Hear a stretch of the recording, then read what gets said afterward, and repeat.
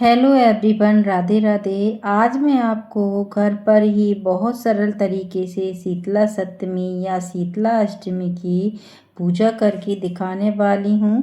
अगर आप भी शीतला माता का आशीर्वाद पाना चाहते हैं तो इस वीडियो को अंत तक ज़रूर देखें। और ये पूजा कब की जाती है? तो ये पूजा होली के बाद की जाती है। कुछ लोग तो होली के बाद दिन देखकर ये पूजा कर लेते हैं और कुछ सप्तमी के दिन करते हैं और कुछ अष्टमी के दिन कर लेते हैं। तो जिसकी जैसी परंपरा है वो वैसे ही पूजा करें। हमारे यहाँ तो अष्टमी को ये पूजा की जाती है। तो ये माता की पूजा होती है तो हमें लाल या पीली ही साड़ी पहनकर तैयार होना है। एक दिन पहले मेहंदी भी लगा लेंगे, महावर भी लगाएंगे। हिंदू परंपरा में महावर को स्त्री के 16 श्रृंगार का एक अनिवार्य हिस्सा माना जाता है। माता की पूजा में महावर लगाकर महिला न केवल खुद को सजाती हैं बल्कि देवी का आह्वान भी करती हैं। मान्यता ये भी है कि पैरों में महावर लगाने से जीवन के दोष समाप्त होते हैं और जीवन में शुभता आती है।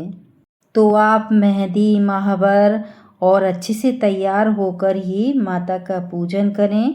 तो देखिए मैंने यहाँ महावर लगा लिया है। तो सबसे पहले मैंने यहाँ कोरे कलश में रात को ही जल भर लिया था। एक दिन पहले ही आपको कोरे कलश में जल भर के रख लेना है। इसके अलावा थोड़ी सी हल्दी लेना है और थोड़े से चावल भी लेना है। और देखिए रात को ही मैंने ये मीठे चावल बना लिए थे गुड़ वाले। और दही भी ले लेंगे थोड़ा सा।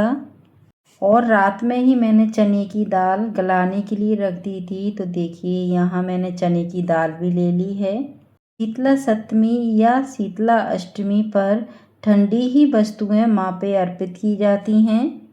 इसके अलावा फूल ले लेंगे, दक्षिणा समर्पित करने के लिए लेंगे और सिक्का ही लेना है। और इसके अलावा हम ये जो होली पर गुलरी की माला बनाई थी वो भी ले ली हैं। और ये सारा सामान आपको रात में ही तैयार करके रखना है। तो ये है पूजा की थाली। बासोड़ा यानी कि बासी चीज़ों का ही पूजन करना है। और एक दिन पहले ही भोजन बना लेना है। शाम के समय नहा कर ही भोजन बनता है। आप चाहें तो मीठी पूड़ी, पुआ, कढ़ी चावल, कई प्रकार के पकवान बना सकते हैं, लेकिन सबसे ज़्यादा ज़रूरी होता है मीठे चावल और दही। कहा जाता है कि शीतला अष्टमी के दिन बासी भोजन का भोग लगाने से शीतला माता की विशेष कृपा मिलती है और परिवार में स्वास्थ्य बना रहता है। और शीतला माता ठंडक और शांति की देवी हैं, इसलिए इस दिन गर्म भोजन या चूल्हा नहीं जलाया जाता और ठंडा यानी कि बासी भोजन ही माता को भोग लगाया जाता है।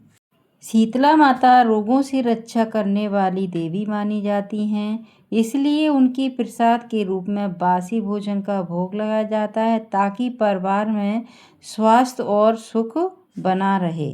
तो अब मैं बताने वाली हूँ कि शीतला माता की पूजा कहाँ कहाँ करनी चाहिए। शीतला अष्टमी की पूजा घर के मंदिर में भी कर सकते हैं। जिस जगह आपने होली की पूजा की थी उस जगह पर भी बासोड़ा की पूजा होती है। अपने मोहल्ले में जहाँ भी आपने होली की पूजा की है या घर की छत पर की है वहाँ पर भी बासोड़ा पूजा जाता है। और इसके अलावा अगर पास में शीतला माता का मंदिर हो तो आप वहाँ जाकर भी दर्शन और बासोड़ी की पूजा करना बहुत शुभ माना जाता है। तो सबसे पहले ग्यूरी से या हल्दी से उस जगह को लीप लेना है। थोड़ा सा जल छिड़क के अपनी जो गुलरी की माला थी वो रखेंगे।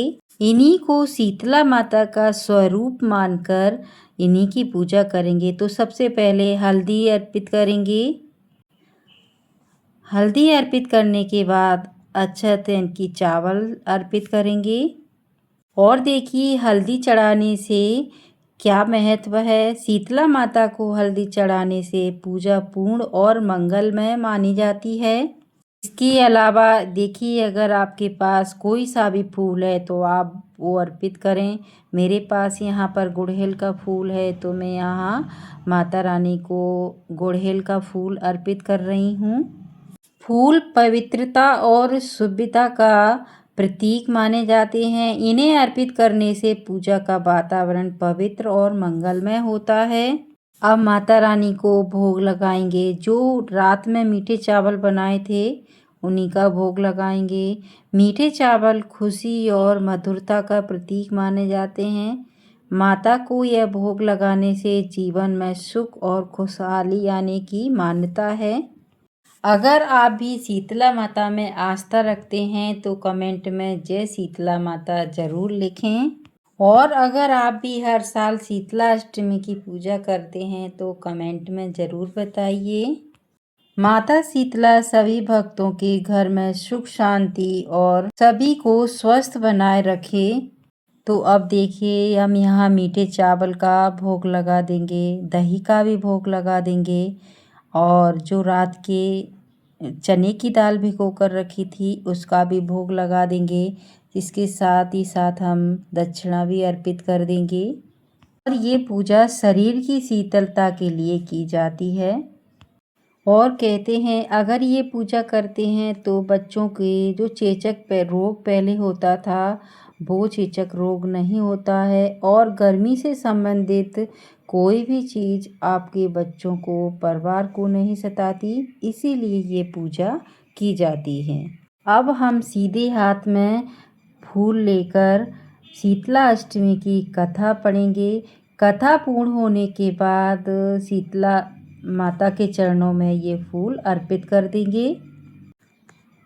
इसके बाद सीधे हाथ से जल का आचमन कर लेंगे। अब शीतला माता से प्रार्थना करेंगे।